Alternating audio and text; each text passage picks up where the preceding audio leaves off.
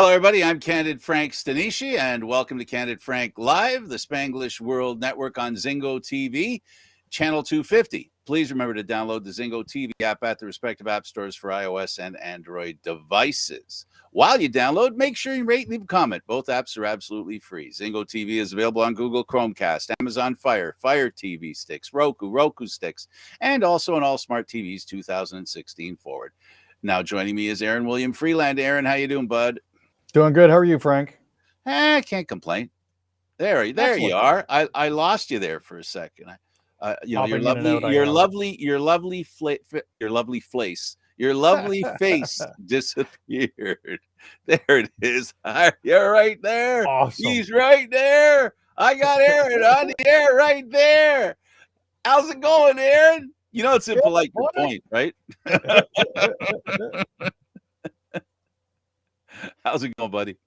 Doing well. How you been? I can't complain. I could, but I won't. It's I don't know. I guess it's Christmas and winter and then the weather and the snow shoveling and a few things, few personal items that get down on you, and it gets kind of hard this time of year for people, and I'm one of them. Oh, it looks like Mother Nature finally got around to winter, so there it is. Well, for you, she's been here. She has been here since November. November. What you're looking at out your window right now arrived here in November. Did I mention we had snow back in November? In fact, I missed that. I miss that, man. I miss having snow in late October. I miss putting my Halloween costume over my winter jacket. I miss that. Well,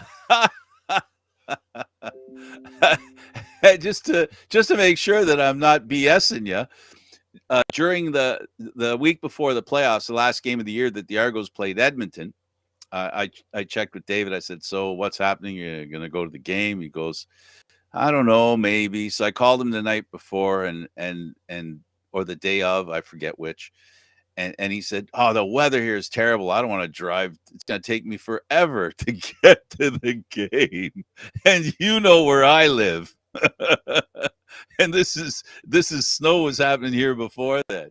So yeah, it's a big thrill. The weather is just terrible. And I want to say to you folks out there, to all the viewers and listeners, hey guys, don't let it get you down. It's getting me down, but I'm trying to stay up. And part of the reason I stay up is because I look at your lovely face, Aaron. Every time I see your face, I feel like laughing.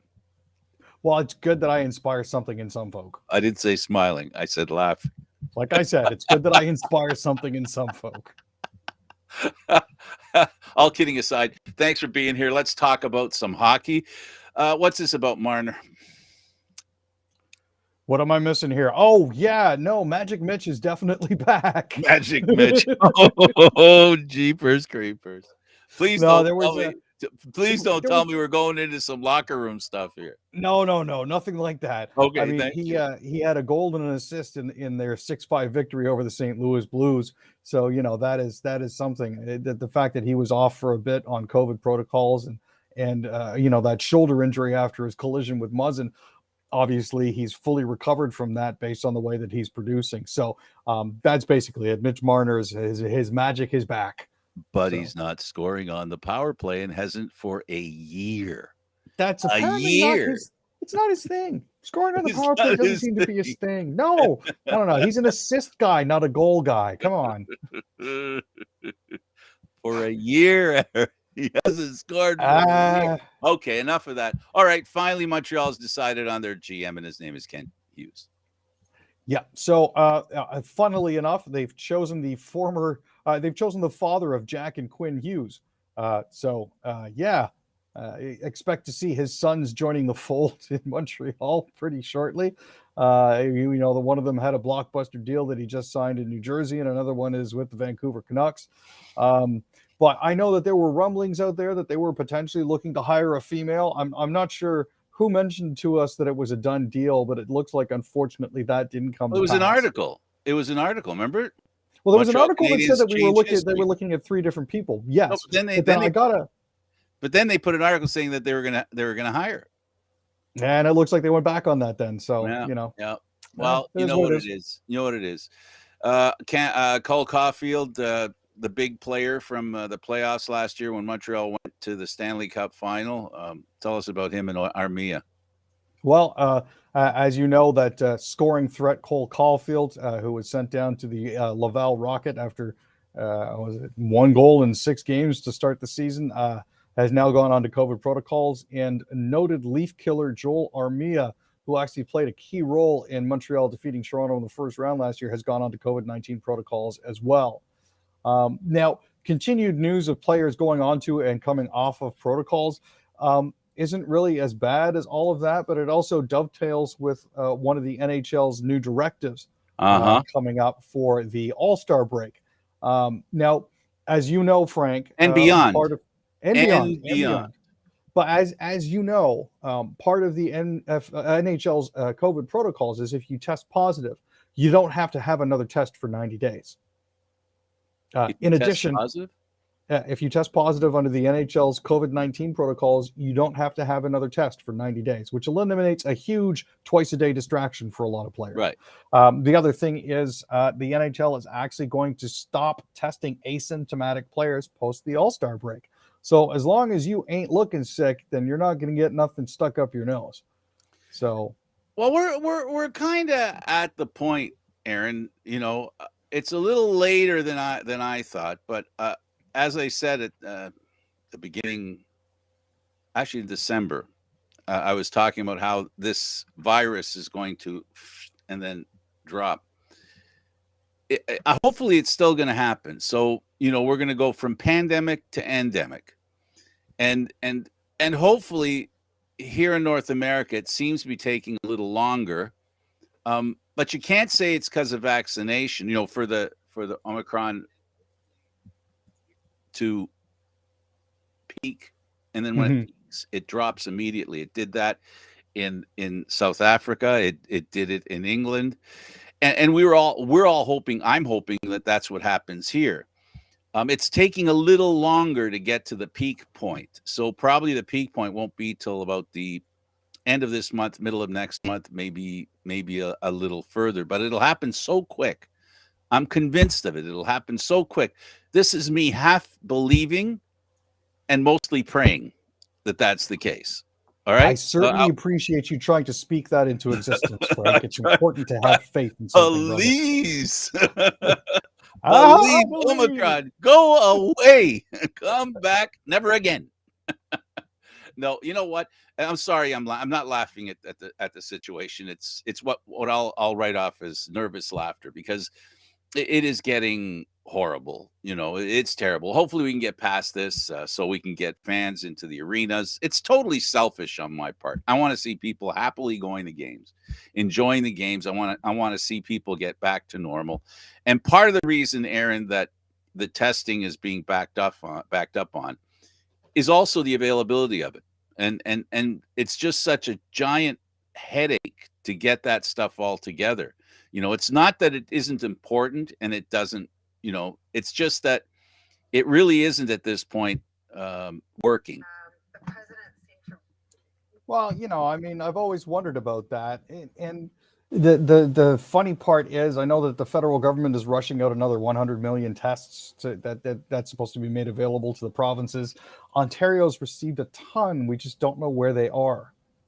You know? That's what I'm talking about. But anyway, Yeah. let's get back to hockey. Let's get back to Michael Hauser wins in season debut as Sabres down the Senators 3-1. So this was a bit of a bright spot for the Sabres. They actually signed this gentleman last week to an NHL deal. He's been a backup with them for a while now, but they were kind of getting down to it. What with Ukko-Pekka Luukkonen going out with an injury and a couple other players being sick, so he got 43 saves in his season debut. Stopping 43 of 44 shots. That just goes to tell you the amount of rubber that he was seeing. Um, but I mean, the good news is here that Buffalo did manage to get one under their belts. Now, there was a little bit of shenaniganery in this game. And by that, I mean Eric Brandstrom laid a huge hit on Kyle Okposo, which sort of drew everybody in between the benches. And everybody just sort of stopped playing, with the exception of Mark Jankowski, who then took the puck, broke in alone, and scored on Anton Forsberg, while most of the players were still picking themselves up and looking around like, how come there hasn't been a whistle yet? Exactly. Wait a minute, we're really going to have to fight here? That, or oh my God, we have to keep playing? that was a clown car situation. That one was definitely a clown car situation. And Montreal did win a game, and that's thanks to Dvorak and Montembeault. They beat Dallas. Yeah, no, this is something that nobody was expecting, I don't think, based on the season that Montreal has had. Nobody expects anything like this. But yeah, Christian Dvorak actually got 2 goals, and Sam Montembeault made 48 saves for his second win of the season as they beat the Stars 5-3. So Dvorak and Pizzetta actually set the tone. They scored 22 seconds apart in the second period. And Tyler Toffoli, Anton Dvorak, and Josh Anderson beat Jake Oettinger 3 times in 3 minutes and 15 seconds for 5-2 lead early in the third. So unfortunately, the wheels fell off for Oettinger, and they took advantage. Braden Holtby went in relief, but by then the damage was already done. Calgary Flames, Monahan's been playing really well. The little guy's been a real demon for Calgary. When they win, he usually has a hand in it. Yeah, it's one of those situations where he almost seems to be in a similar vein, where if the Oilers don't get the scoring support from Draisaitl and McDavid, it's the same thing with Monahan and Mangiapane. If they aren't scoring, then Calgary isn't going to do well. So the fact that Monahan had 2 goals to help them over the first place Florida Panthers 5-1 is a huge relief. But yeah, it was a tricky game. It didn't always seem like it was going to go their way, but they did finally get the goals that they needed. Absolutely. That was my mother calling again. Wonderful. It must be 6 o'clock. She's got perfect timing. She's going to call again. I hung up on her. It's going to ring again. Well, there's the message. Anyway, she's just texting you now. Okay. The Edmonton Oilers, Leon Draisaitl, and a reporter. I wasn't happy with both ends of this thing. Clearly Leon Draisaitl was not being professional in the way he was responding. He was being difficult. But I'm not a big fan of the reporter pointing out that he was being difficult instead of just asking the question again. And he used the word pissy. You're being pissy. I that's the part I didn't like. I can understand the reporter getting frustrated, but I think there's a lot of frustration at Edmonton all the way around. It's not a pleasant, like, I've been in on those press conferences. I went through a whole year with the Argos, not this past year, the year before that, where they were working out different ways of losing, much like what, and actually worse than what Edmonton was doing. And the players, I saw examples of the players being a little immature, but they weren't immature to the point where they made it public. Like we get things like, well, we can't find the guy right now, so you can't do the interview with him. That type of stuff, right? Yeah. Yeah. So I just firmly believe that professionals on both sides, both of them lacked professionalism. And I think that's a bad thing, because it just doesn't, to me, it doesn't look good. Well, there are cases where reporters sometimes will put their own spin on it. I respect Jim's writing. He's covered the Oilers for a long time now, and I really do respect his writing. But at the same time, there's a time to push it and there's a time not to. And I get that it makes a great soundbite, but these players don't owe you an answer that fits your narrative or fits your story. And trying to tailor your questions to try to get that sort of response out of them doesn't necessarily help you. Yeah, it wasn't a hard question. It wasn't a hard question. Maybe Draisaitl had nothing else to offer. Yeah. I mean, we're on the same page. I don't know. I just don't like when people call people names in public. Yeah, no, I mean, Matheson went too far by calling him pissy. That was a little too much. Yeah, and you know what? He had a right to be upset. I want to make that clear. That's what I'm trying to say here, is that you've got 2 people who weren't being professional, and that's not good. And that's not good. What's wrong with Edmonton? there just seems to be a fundamental disconnect. There's no secondary scoring. The back end is at times questionably weak. You got to wonder. Let's be honest here. They're repeating the same mistakes that Toronto made with Cece and Barry together on the back end. We could have told you it wasn't going to work, but no, we know Edmonton's different. So, but it is what it is. I mean, I'm sure they'll find their way through it. They're NHL caliber players. They're good at adapting. They should be able to fix this. So. Yeah, and I like for me, it's we've heard about the GM maybe isn't making very good moves. We saw them make some moves over the winter, including picking up a pretty good player from the Leafs. It hasn't helped. Sometimes I guess what I'll say is this: the paper looks good with Edmonton, but there's something missing that isn't paper. There's a chemistry that's lacking, in my opinion, and there's something not right about the way they're reacting. That this frustration is something that to me speaks to a lack of leadership. And when I say a lack of leadership, I don't mean the C. I don't mean the C as in the player with the C, or the coach with a C, or the GM. It's unfortunate, but I think it's the organization itself is unable to ride this difficult time, and that's too bad because the Edmonton fans deserve better. That's a for sure. I think you've got it pretty much right there, Frank. The recipe looks fantastic. When you pull it out of the oven, though, that's something else entirely. Or you stick a spoon in it. It doesn't taste good. No. And it definitely doesn't taste good right now to the Edmonton fans. What does taste good is Demko's getting back to his form in Vancouver. Oh, this is wonderful to see. I mean, he had a 31 save night against the Predators, and it's almost like the Preds are now turning into something that's good for what ails you. If you're on a bit of a skid, they're on a bigger one, so it makes it that much easier. Pettersson, Besser, and Lemico scored goals for Vancouver, and Thatcher Demko had 31 saves on 32 shots, so that's pointing things in the right direction. Previously, we talked about the NHL All-Star Game, the captains on the All-Star Game, and now we have a couple of players, one of which in Colorado, wanted on the team, and Kadri is making it on with Getzel, Terry, and Stamkos. Yeah, no. So these are as Colorado captain Nathan MacKinnon said, this is the All-Star Game. It's not a participation game.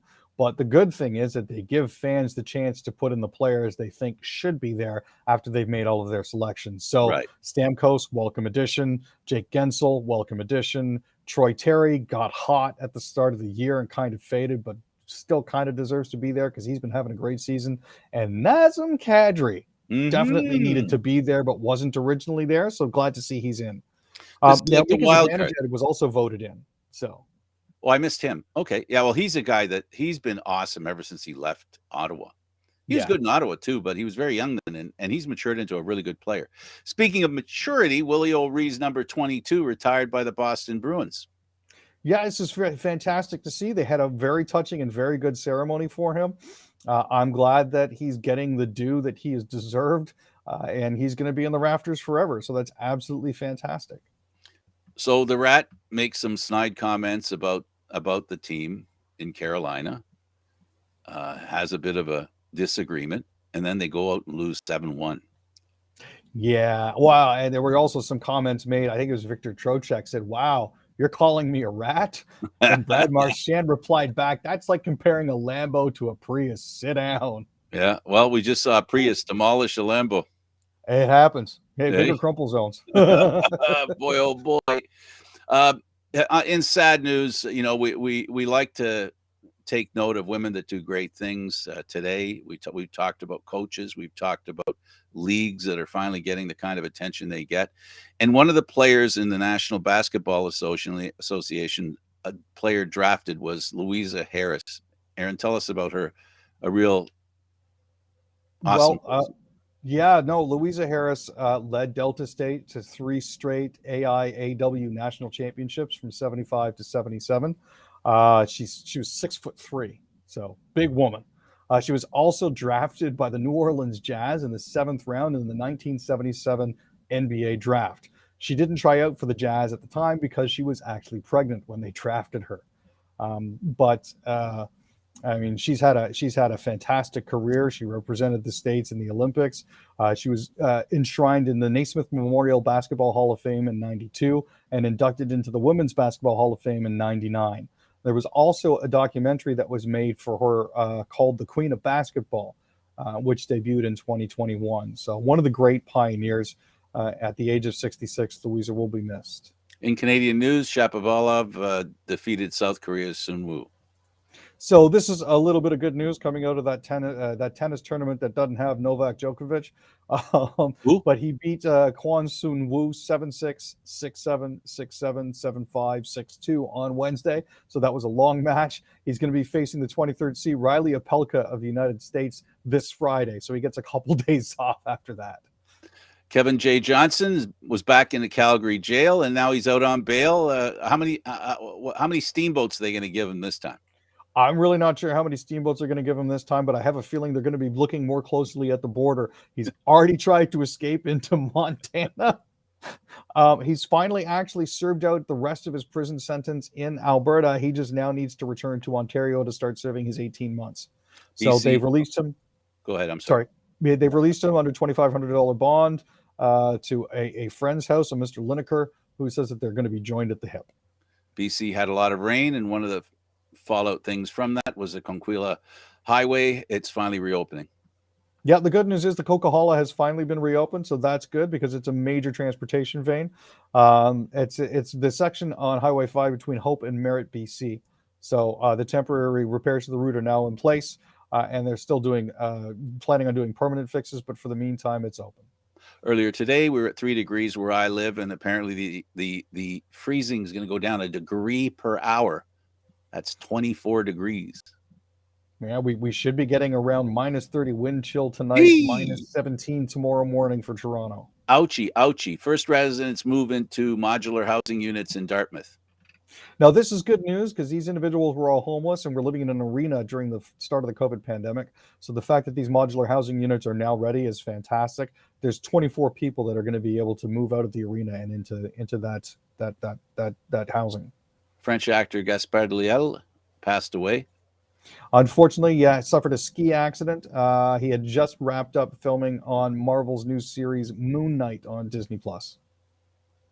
What's this about restaurant warned by Alberta Health Services after taking dog photos as vaccine proof? What? Oh, yeah, it's another one of those quiet little rebellion sort of things. They're saying, hey, show us proof of vaccination. Oh, here's a picture of my dog. Oh, come on in. Gyms to gradually reopen in BC. I think Gary will be moving to BC. Probably. That's the way that the way that things are trending. Yes. Now, Doug Ford has promised that restaurants should be able to reopen with 50% capacity come January 30th. He is also expecting to make an announcement later this week as to changes to the COVID restrictions in Ontario, which is kind of convenient seeing as his wife's birthday is next Tuesday. Thanks, Aaron. This was awesome. Thanks, Frank. I'm Candid Frank Sinishi for Aaron William Freeland. Thank you for watching Candid Frank Live. Seen Mondays, Wednesdays, and Fridays at 6 p.m. Eastern Standard Time. The show can also be heard on the Spanglish World Radio Network. For Candid Frank Live, other news and entertainment sports programming we offer, please check out spanglishworld.ca. Spanglish World. Watch it, hear it, read it, download it, and live it. Thanks for watching. Ciao for now.